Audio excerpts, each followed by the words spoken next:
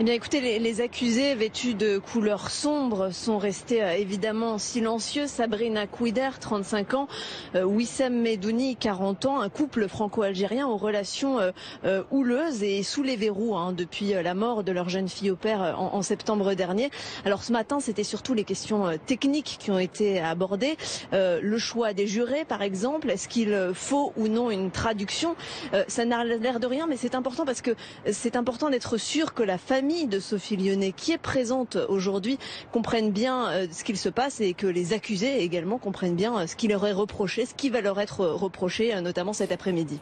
Et le couple de Français nie avoir tué la jeune fille dont le corps a été retrouvé brûlé dans leur propre jardin. Oui, ils nient avoir tué la jeune fille, mais ils ne nient pas, au contraire, ils reconnaissent avoir brûlé ce corps. Donc ça fait partie évidemment des questions qu'il faudra élucider au cours de ce procès. Et puis la famille en a beaucoup d'autres, des questions. Le père de Sophie Lyonnais me confiait récemment que lui, sa grande question, c'est pourquoi cela s'est-il passé. Il y a aussi bien sûr le comment. Est-ce que la jeune fille, est-ce que Sophie Lyonnais a été maltraitée? Il y a des indices qui vont dans ce sens. Dans le quartier de Sophie Lyonnais à Wimbledon, on décrivait une jeune fille de plus en plus maigre, de plus en plus triste.